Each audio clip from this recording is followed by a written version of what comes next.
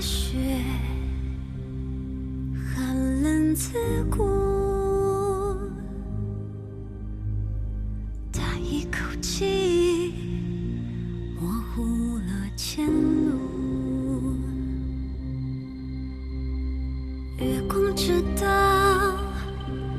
我所有的企图，不过是在你心口写一页书，然后我就笑着哭，默默在心里筑一个湖，接受所有悲情的礼物，连遗憾也不敢辜负，然后我也不认输，慢慢拒绝这苍生的苦，走过寒冬像依旧如故，等春色再晕染归途。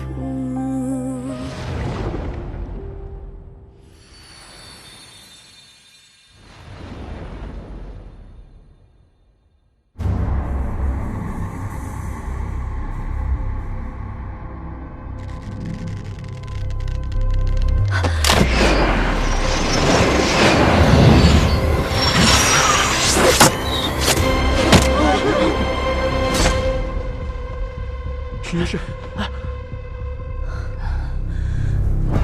没想到长公主这里玩的这么刺激啊！早知道我就早些来了。素国公，圣上令我款待学子，有你什么事？长公主若是只娶没有剑族的剑，那就没我什么事。可惜你要娶剑族，你身边那些内官做不了主，自然有人会来通知我一声。看来你是诚心与我过不去。怎么敢？我奉命护宫宴安全，酒后余兴也就罢了。沈学士倒是大义凛然，敢说一句不计生死。可这万一真出了人命，我该怎么向圣上交代呢？也就是说，你一定要扫我的兴。公务在身，长公主若想尽兴，大可请旨圣上。只要圣上点了头，我就让人开了武库，给长公主调足了剑族，陪长公主杀她个血流成河。素国公这么忠于职守，我可要跟成王好好说说，让皇兄也好生关照一下素国公的公务。愿为成王分忧。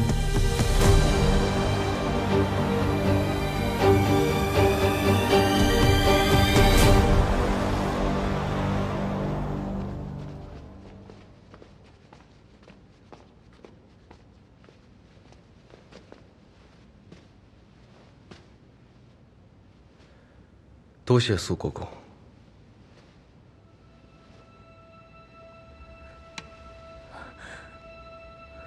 你以为你出师了？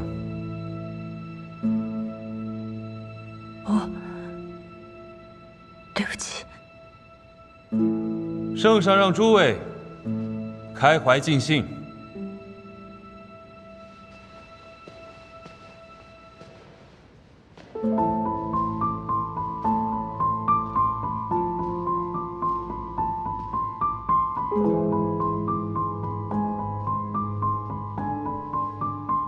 抱歉了，沈学士。无碍。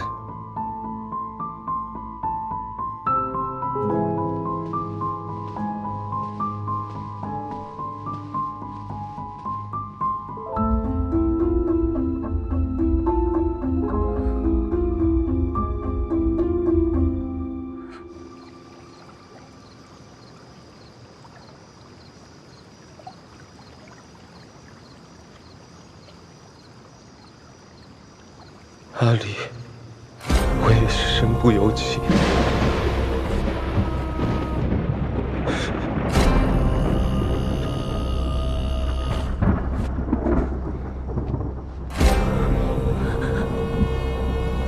杀了他。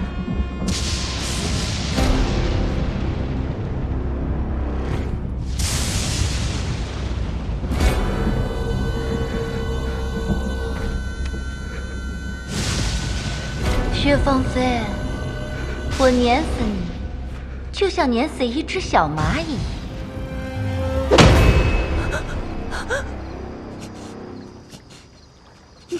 江离，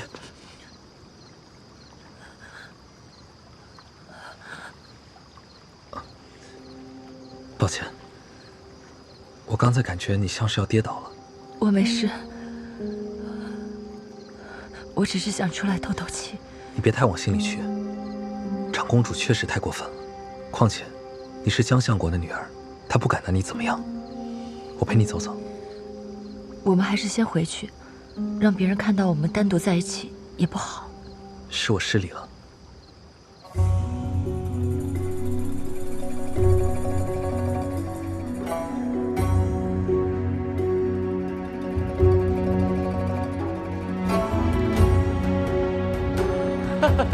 叶兄，刚才去哪儿了？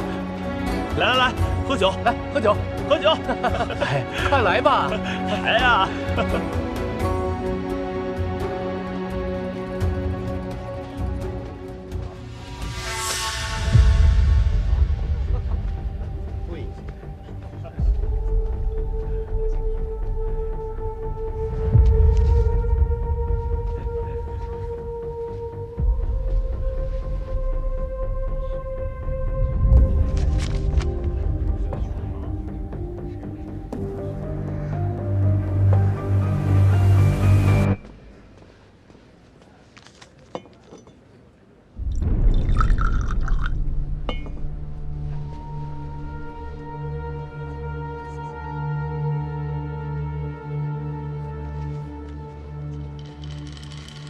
姐姐，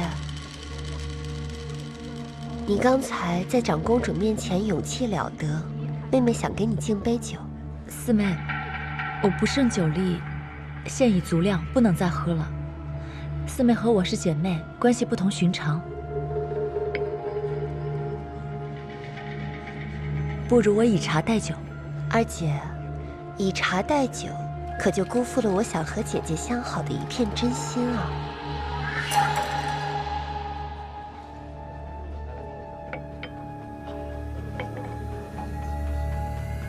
既然如此，那我就恭敬不如从命了。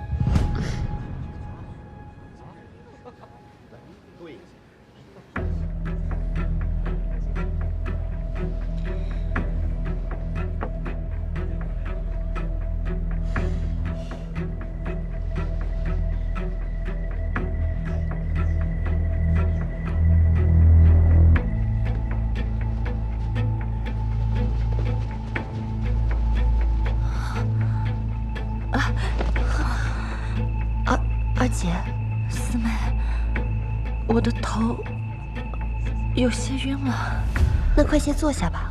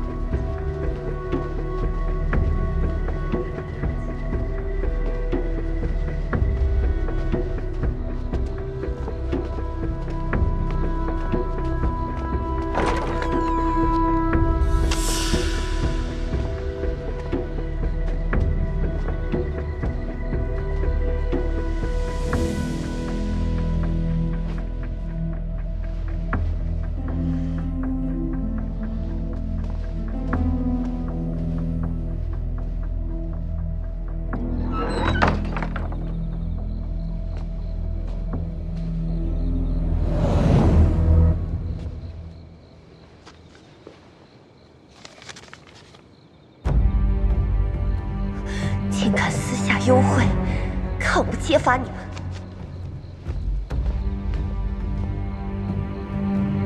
一张纸条又能说明什么？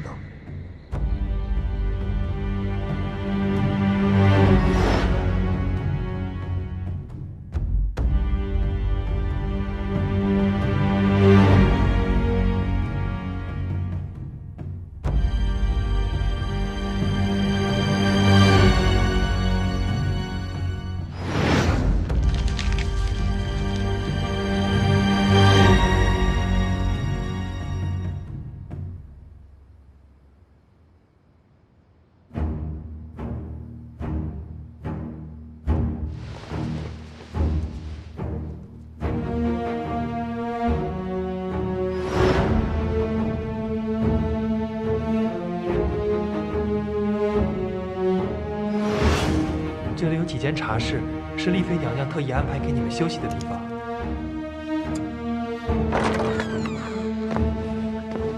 叶员外，你先在这里休息片刻，奴才去添点茶点来。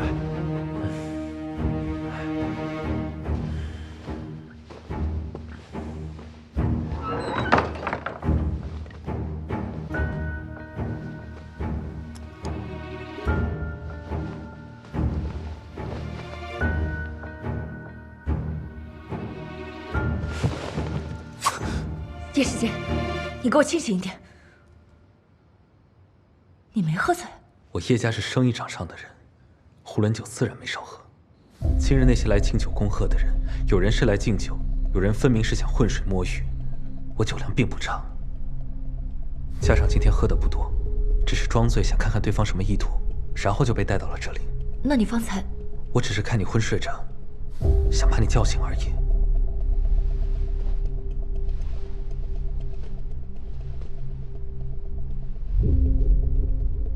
他们把我们带到这里是什么意思啊？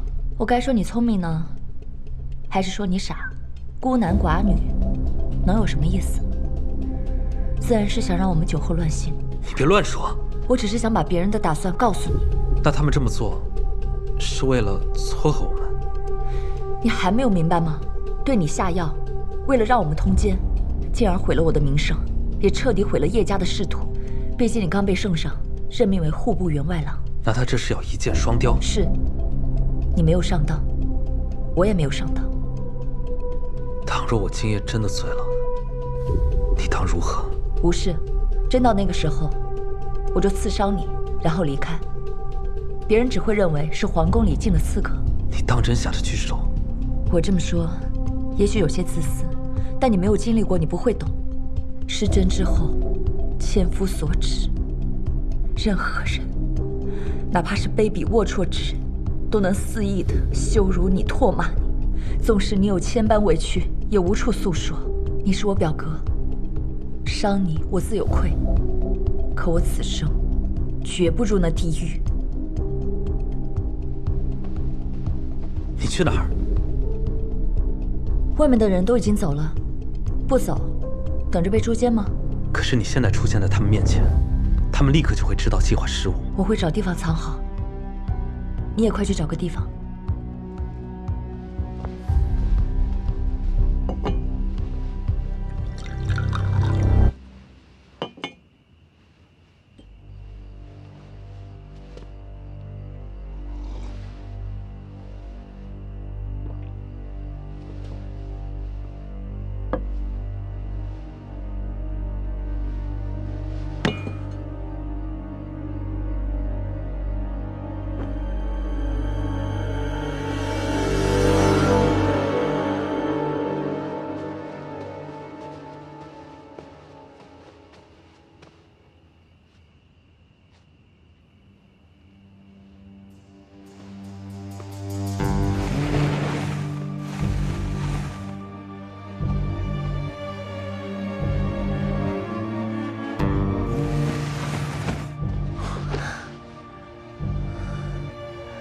我还以为你不会来了，没想到你心里果然有我。丽儿，我是真的想娶你。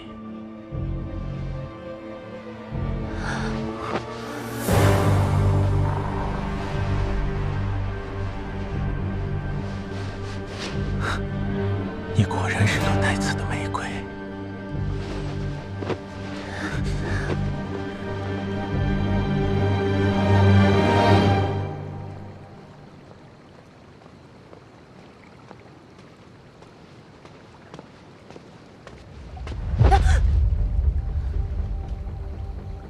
肃国公，你怎么在这儿？我不在这里，难不成跟着你去看你们孤男寡女酒后乱性？你又监视我？我奉旨护卫宫城，你们脚底下踩在哪块砖上，我都知道。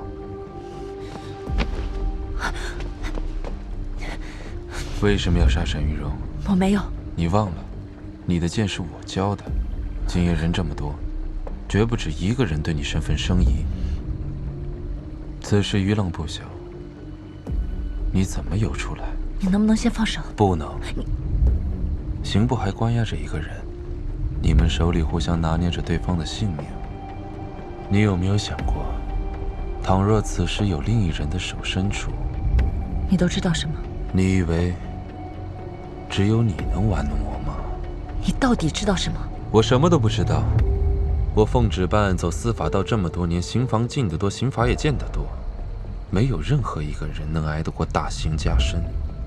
阿里，你今夜太冲动，竟敢当众说出仰慕他沈玉荣，剑无回头路，托公的时候你难道就不害怕吗？你不就是回头路吗？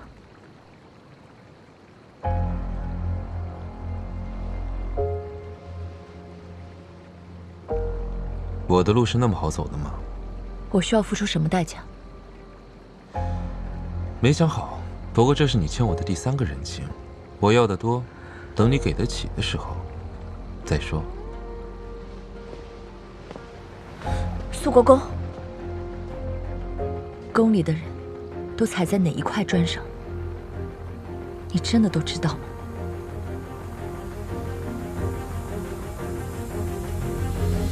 你想知道什么？我想知道沈玉荣和长公主踩在哪一块砖上。你都已经猜出来了，还问我干什么？你不是问我今晚为何如此冲动吗？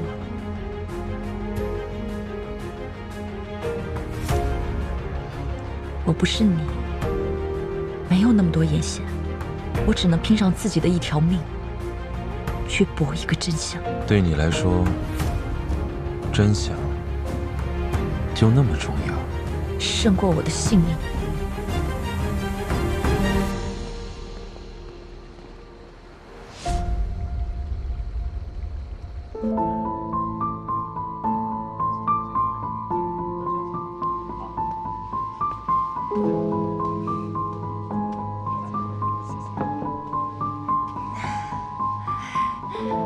姐妹们，我们已经吃席很久了，不如出去走走，赏赏月。好呀，好呀，好呀，好呀，是啊。那我们现在就去吧。走，走。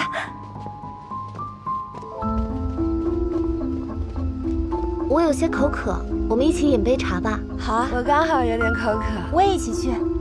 走。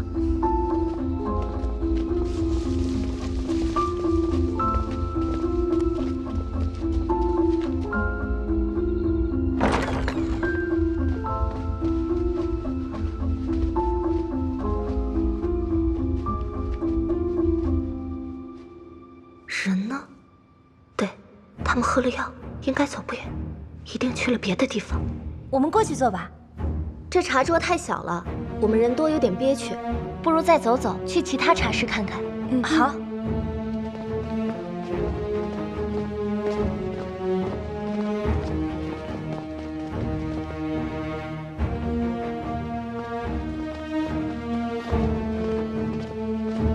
哎，你看啊，这边的花也开了，真好看。一会儿等我们出来的时候，再去那边转一转。好呀。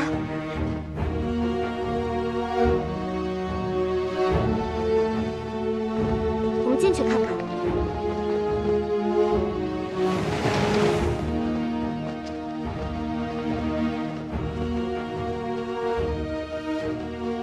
二姐，二姐。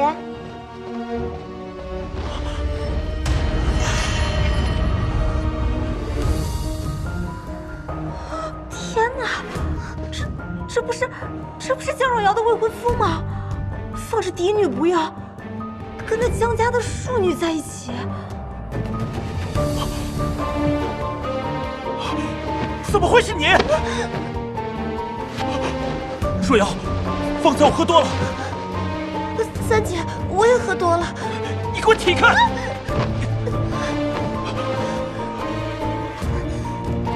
贱人，你竟然爬我未婚夫的床！九公子，救我！你给我下来！下来！你给我下来！你这个贱人！他们贱人！不要脸！不要脸！贱人！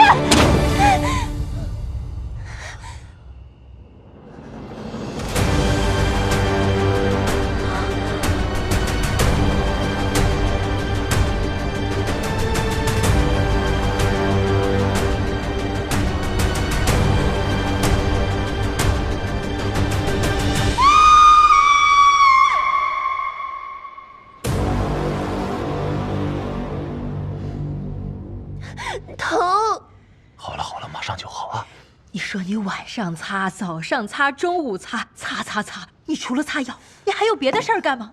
大事儿做不了主，小事儿又遭人排挤，我们在这家里是受了多少的委屈？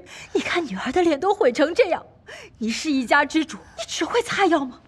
我们活该被人欺负，贞洁没了，脸也毁了，我们就应该忍气吞声。说是狗被咬了，也得汪汪叫两声吧。够了，都出去。女儿啊，我们的命真的好苦啊！娘，我不苦，我要嫁给周公子。你说什么胡话呢？这周公子是你三姐的未婚夫，你看看你父亲这个身份，这事儿能轮得到咱们吗？现在这时候你要嫁给周家，那真是往死了逼大房，到时候咱们全家都吃不了兜着走。我的脸被江若瑶毁了，清白被周艳邦毁了，不会有哪个正经人家要我的。难道我还能在家待一辈子？还是爹要把我送到真女堂？你说什么混账话！事到如今，爹娘却还是只知道一味的责骂我。你们眼看着江若瑶是大房的女儿，叫我处处矮她一头，任她羞辱作践。我猫只要活到现在，眼看那江离都相过三品之家。你们为我筹谋过哪一出？如今看我先了他江若瑶一步，压了他一头，大房还没闹僵过来，父亲先来践踏我，我为什么不可以嫁给周公子？女儿啊，你这是自甘堕落，你不但断送了你自己，还毁了我一门的脸面，你怎么能怨父母没给你筹谋呢？不然能怎样？我只是个庶子的女儿，我也想我爹是当朝中书令。你。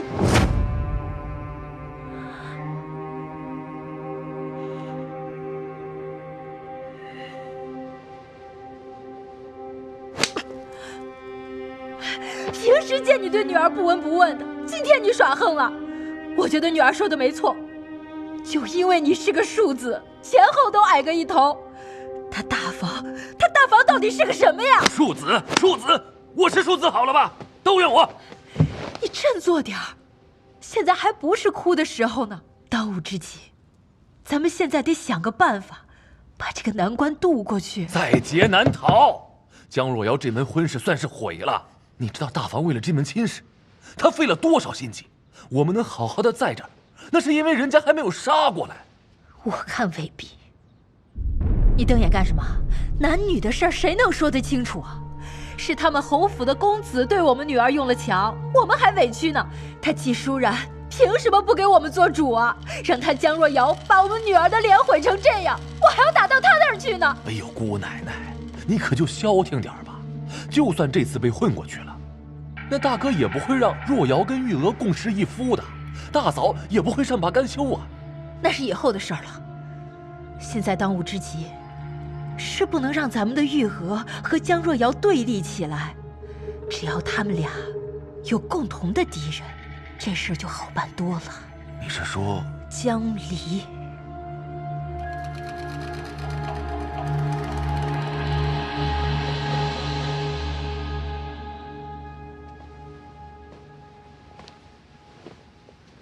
孙妈妈，哎，去安排人把这里都清理了，然后给他换套新的。是。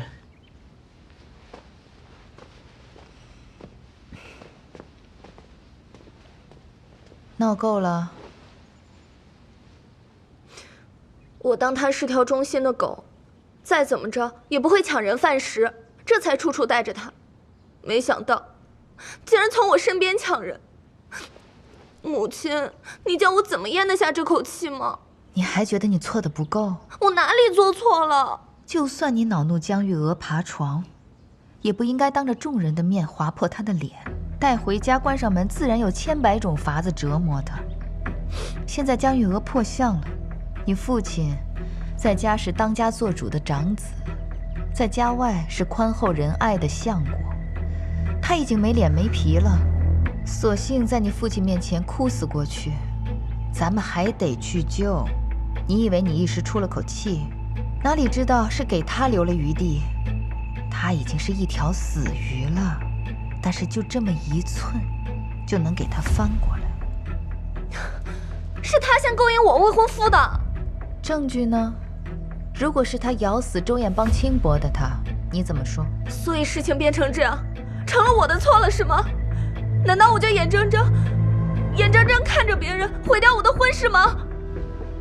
你和周家的婚约已经没有任何回转的余地了。你爹是绝对不会同意你嫁过去周家的。若是你撒泼打滚的非要嫁过去，周家断然也是不敢来娶的。你接受也好，不接受也罢，这就是现实。报应，一定是报应。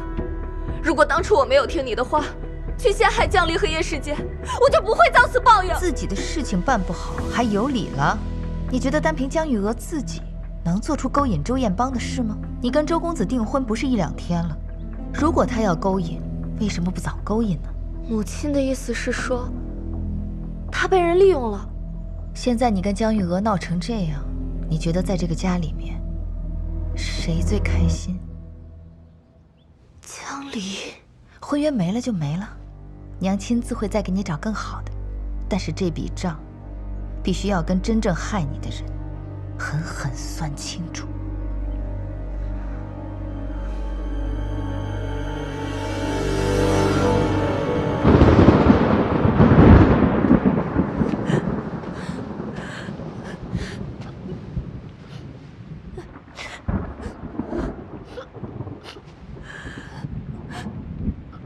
袁白也来了，你们有什么想说的，现在就说吧。大哥，你罚我吧。都起来说话，这成何体统？玉娥她坏了若瑶和周家的婚事，都是我教女无方，我对不起你们，该罚。你们这昨天闹得也太大了，那是皇宫，不是自家后院。我明白夫君为何生气，出了这样的事，若追究下来，的确是我们2家的大祸，他们也的确太不像话了。可如今，圣上不也没言语吗？那是他们命大。昨日之事，我和宁远侯夫人有个私下的默契。这毕竟2家都不好看，他们也想将此事掩盖，风言风语是挡不了的。但横竖不会再出什么大事。我今日在朝堂之上，百官看我的眼神都带着嘲笑。元兴啊，若玉娥真对周公子有意，早点说出来不就行了？何必做出这丢人现眼的丑事？子不教，父之过，请母亲责罚。还有你教养出来的好女儿，竟然去伤害自己堂妹的脸，这等恶名要是传出去了，谁还敢上门提亲？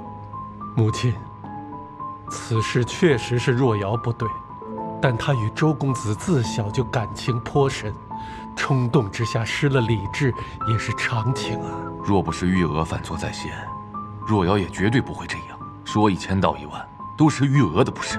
我今天把玉娥带来了，要打要罚，全凭大哥主旨。若瑶和玉娥平时相处的不错，我们与周家走得近，这也不是1、2天的事。因着若瑶还未发嫁，孩子们平常相处的斯斯文文，我是看在眼里的。玉娥这孩子好好的，怎么会突然犯糊涂？若不是若瑶亲眼看见告诉我，我也是不信的。要不是被人陷害，我们家玉娥就算借他10个胆子，他也不敢的。陷害？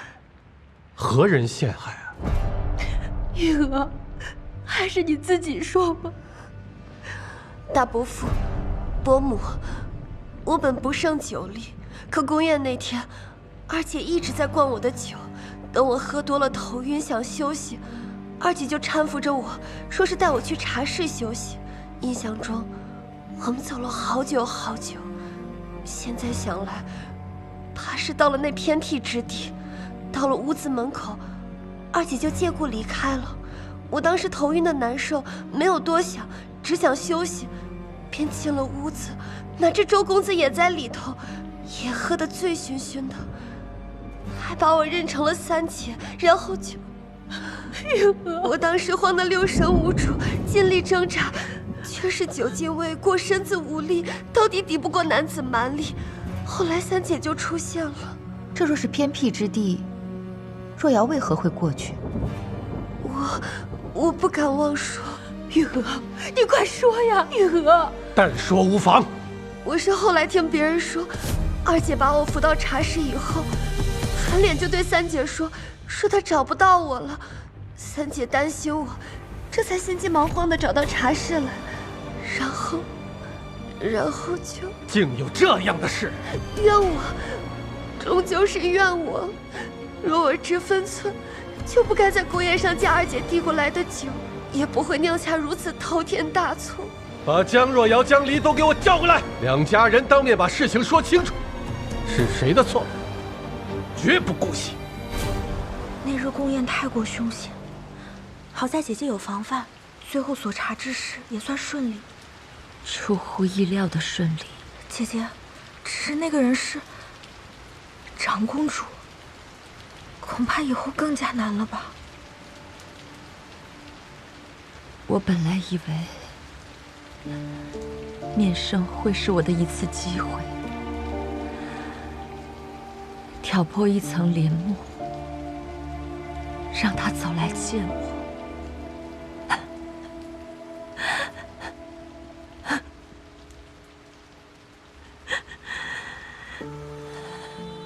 可我未曾想过，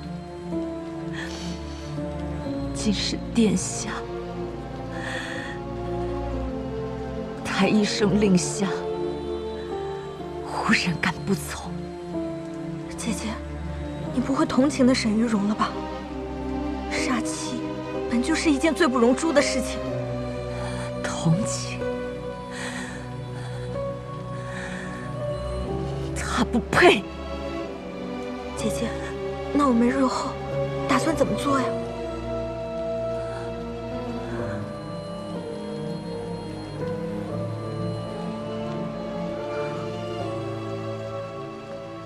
娘子，主君让二娘子去一趟晚凤堂，说是有事要问。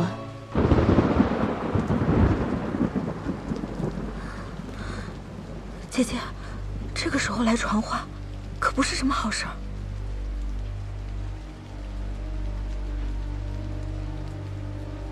反咬一口的人醒了。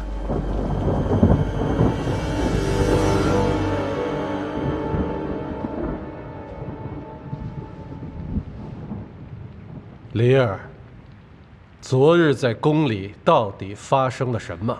回父亲，昨日离儿喝多了，不知父亲想问何事？你少装蒜，江玉娥和周彦邦的事情，你说清楚。三妹想问此事。昨日我被四妹灌了很多酒，有些醉了，四妹便扶我去附近的房间休息。周公子和四妹的事，我也是今日醒后才听说的。你胡说！你怎么可能不知道？若不是你暗中搞鬼，四妹怎么可能刚好进入周彦邦那屋？怕是你暗中谋划，故意把四妹引到那儿的。对，我是进去之后才知道周公子在里面的。说来也巧了，四妹扶我进房间休息后，不过片刻，另一个人也在内官的引路下进了我的房间。三妹可知此人是谁？我怎么可能知道？是叶世杰。他也是饮多了酒，想要找地方休息，可不知为何会被人带到我的房间。不过幸好，我们二人虽然酒醉，却也知道男女有别，同在一屋，于理不合，随后便分别出去了。对了，我还听说了一件趣事：三妹推开周公子所在房间的大门时，还未曾见到人，便开口喊了一声“二姐”，此事又是为何呀？你胡说，我没有。当日跟你同行的几个学子可都听到此话了，三妹怎么突然不承认了呢？其实情急之下喊错人是很正常的，三妹不用这么紧张。父亲，我进屋后不过半盏茶的功夫，叶世杰就进来了。随后我们各自分别回席，叶世杰可以证明，我没有时间把四妹送到周公子的房间。叶世杰是你表兄，自然是向着你说话，说不定是你们串通一气。我倒是把你忘了，你说是我把你送到了周公子的房间，可他欲对你行不轨的时候，你为何不喊救啊？宫里来来往往那么多人，你若是一直喊救，事情未必会闹到如今的模样。那是因为如果我出了声，被人撞破，怕是会影响三姐和周公子的名声。三妹，感动吗？四妹可是宁可毁了自己的清誉，也要护你和周公子的名声呢。你们两个可真是姐妹情深啊！梨儿，你就别再刺激你妹妹了。出了这种事情，她心里比谁都难受。我也替妹妹难受，可未曾想到这一切的脏水泼到了梨儿身上。女儿为自己辩驳几句，都不行吗？你不要再狡辩了，明明就是你泼我们脏水，说不定叶世杰在碎尸时就和你暗通款曲，所以你才把他当挡箭牌。你可以不信叶世杰，总不能不信肃国公吧？有他什么事？回父亲，因为是四妹将我送到了房间，梨儿离开时并不知道回去的路，恰巧碰到了肃国公，是肃国公将女儿送回了前殿。父亲想好好为三妹讨个公道，我是知道的，但把我推了出去是小，若旁人知道我们江家姐妹不和，无凭无据便可重伤彼此，也不知会生出何等险恶居心，还望父亲三思。江离，你少装蒜！若瑶，国父明察呀，不能就这么算了。我的命好苦啊，伯父，我这辈子该怎么办？我女儿以后该怎么办？够了！此等家丑，你们有何脸面争吵？传扬出去，让人知道一族姐妹互泼脏水，岂不是天大的笑话？木已成舟，是非对错有这么重要吗？你们就不想想，四丫头现在被毁了容，这今后怎么办？三丫头她未婚夫做出这种事，这以后怎么办？母亲责备的是，孩儿处置不当，我这就和三弟三妹商量如何解决此事。你们出去商量，不要在这里吵我。是。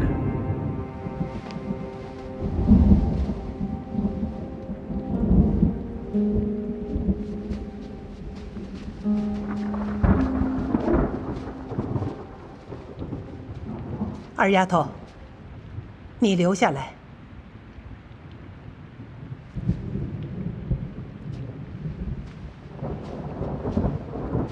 玉娥和周公子之间，到底是怎么回事？祖母最疼爱梨儿，梨儿不会瞒祖母。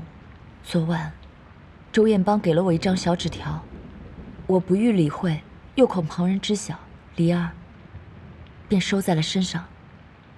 想着宫宴结束了再做处理，直到我听说四妹和周公子的事，才发现梨儿身上的纸条不知何时消失了。还真是不知轻重的丫头。起来，你可知错？梨儿应该藏好纸条。此事与你无关，我说的是你的错处。祖母，忘了祖母怎么跟你说的？祖母告诉我，在宫里要照顾好自己，照顾好姐妹，遇到任何事，不能自己心里委屈，要回来告诉祖母。你是怎么做的呢？你什么都不告诉我，只能让人先一步提盆，泼得你满身脏水，事后再来澄清，再和那个泼水的人好一通你死我活。偏偏又都是一家人，一荣俱荣，一损俱损，到头来，这委屈你还得咽下去。祖母，你是不是还信不过我这个祖母？梨儿不敢。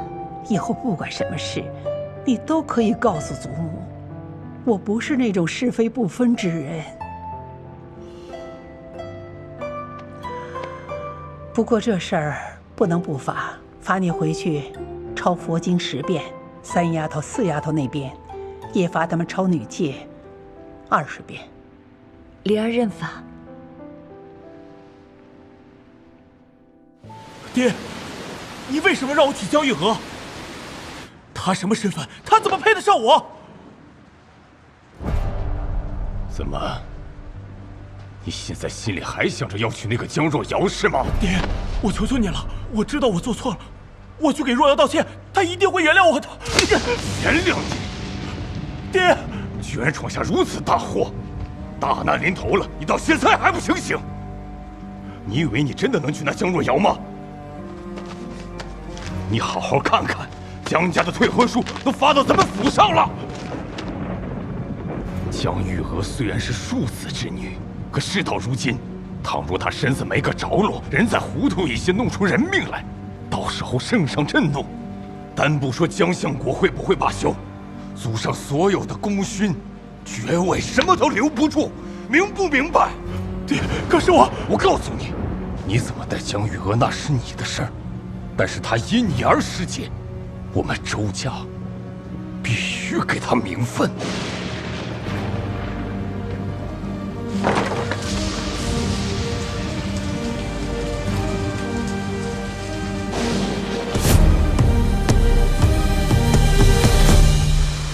路都给你们铺好了，结果你们偏偏走到岔路上，让别人钻了空子。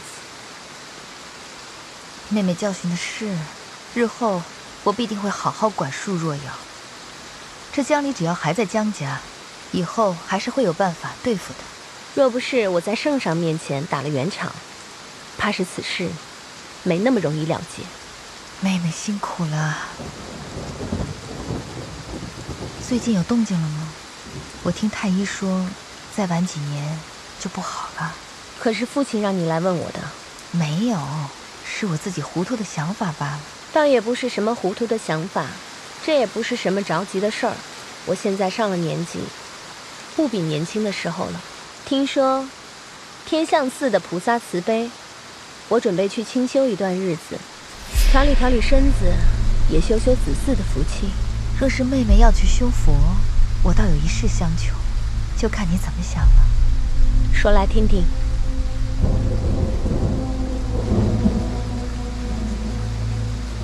既如此，那么就由我来好好磨磨他的性子。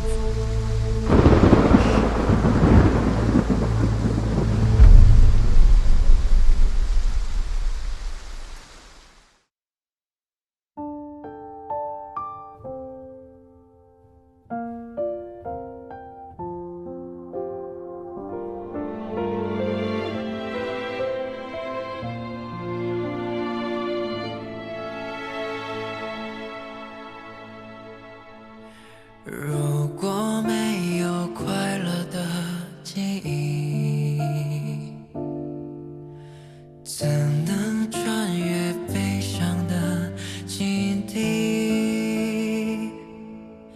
两句槟榔无情的身躯，牵着手，是否能度过雪季？冷风中，长夜里，拥抱着残留的暖意。爱之深，不见底，可否